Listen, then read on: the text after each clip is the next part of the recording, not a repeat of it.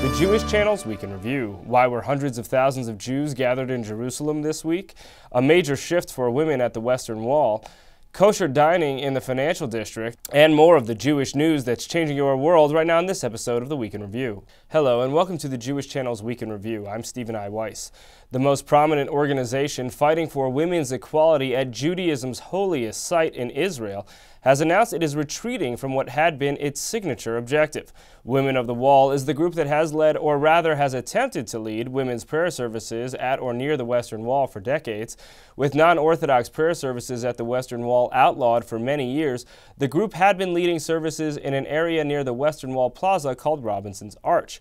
But in recent years, Women of the Wall had been pushing those legal boundaries with monthly prayer services that went near or actually took place at the Western Wall, leading to repeated arrests of its members and especially its leader, Anat Hoffman.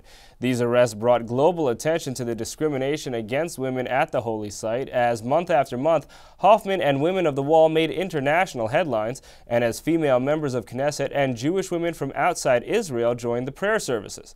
And Women of the Wall achieved an historic victory for its cause in Israeli court this April, when a district court judge ruled that women could legally hold prayer services at that Western Wall Plaza, a decision that the Israeli government chose not to appeal. But now Women of the Wall is shifting directions and embracing a government effort for non-denominational prayer at a separate section of the Western Wall, a government effort that Women of the Wall had repeatedly decried as inadequate in recent months.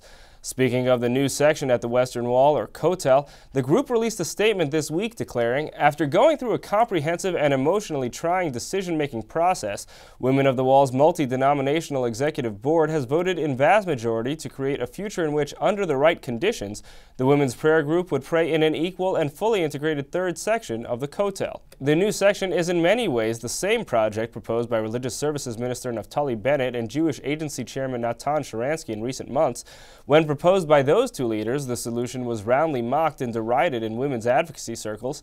If there is a difference between the two proposals, it would appear to be that Women of the Wall want the new section to be elevated to the same height as the rest of the Western Wall Plaza, so that the new section can be just as close to the Western Wall's stones.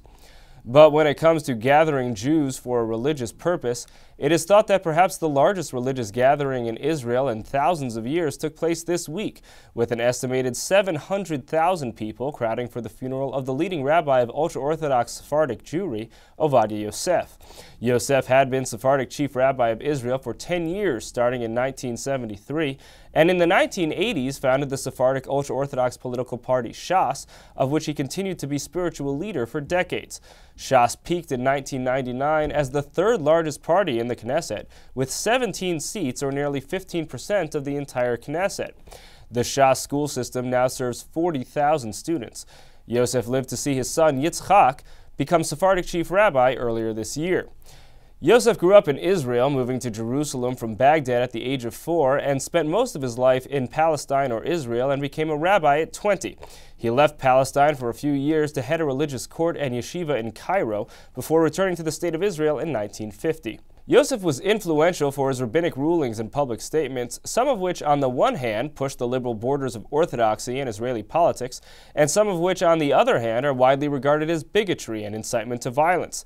Yosef significantly expanded Orthodox interpretations of Jewish law to allow, for example, for wives of soldiers missing in action from the Yom Kippur War to remarry. Yosef increased Orthodox support for the Israeli-Palestinian peace process by ruling that land for peace deals were allowed according to Jewish law. In later years, Yosef became better known for statements that shocked many. He blamed the death and suffering of black people affected by Hurricane Katrina on a lack of Torah study. Responding in 2005 to then Israeli Prime Minister Ariel Sharon's plan to disengage from Gaza, Yosef said, "God will strike him with one blow and he will die. He will sleep and not awake." In 2009, Yosef said of Palestinian Authority President Mahmoud Abbas, "Abu Mazen and all these evil people should perish from this world. God should strike them with a plague, them and these Palestinians." In 2010, Yosef said, "Goyim were born only to serve us. Without that, they have no place in the world." Yosef's impact on Israel's political and spiritual landscape was made abundantly clear by the fact that nearly 1 in 10 Israelis attended his funeral. Yosef was 93 years old. Meanwhile, as the Israeli-Palestinian peace process is expected to roll along, a third episode of Palestinian violence in the West Bank in recent weeks occurred Saturday night, when a 9-year-old girl was attacked with a knife and wounded in the West Bank settlement of Psagot. She was treated at Shaarei Tzedek Hospital. The Israel Defense Forces arrested 2 Palestinian men in the nearby West Bank village of El Bireh. Moving on, a new restaurant hopes to serve the kosher consumers of the financial district in New York City. In a location where many kosher restaurants have failed, what will make the Reserve Cut different? Christian Needham reports. Lower Manhattan is getting a new kosher restaurant, one with a modern look, signature meat dishes featuring both European and Asian flavors, and even a full-time pastry chef. Reserve Cut is open for business at 40 Broad Street and is the vision of owner Albert Alaham, who also owns high-end Brooklyn butcher shop The Prime Cut.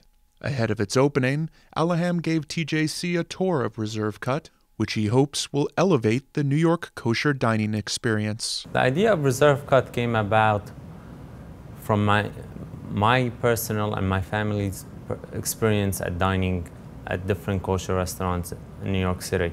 And we felt like the customer has not been getting the quality of meat that they're supposed to and the service that they could have. That service is available in a sprawling space that houses several stylish dining rooms with different atmospheres, some with a literary touch and others with more modern audio-visual components.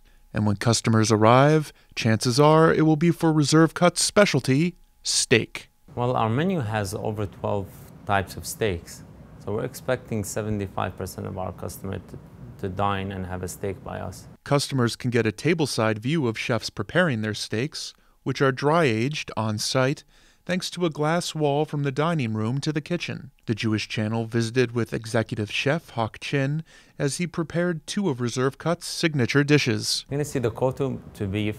It's a prime rib for 120 ounce. That's made with our bordelaise sauce and aged for 36 days. We had the baby fusées with the bone marrow, roasted bone marrow, red rice shallot sauce, and glazed the cipollini onions. By using prime quality beef, our steak is equal to a non-kosher steak. We also have the Colorado rack lamb. It's one of the chef's signature dishes that he makes. To see more from Reserve Cut, open now at 40 Broad Street in Lower Manhattan, please tune into the full broadcast edition of the Week in Review. Thank you, Christian. That's all for this week from all of us here at the Jewish Channel. Be well. The Jewish Channel is available on cable. Time Warner Cable Channel 528, IO Optimum Channel 505, RCN Channel 268, Bright House Channel 330, Verizon Fios Channel 900, Cox Cable Channel 1, Frontier Communications, and on Comcast in the on-demand menu under Premium Channels. For more information, visit tjctv.com.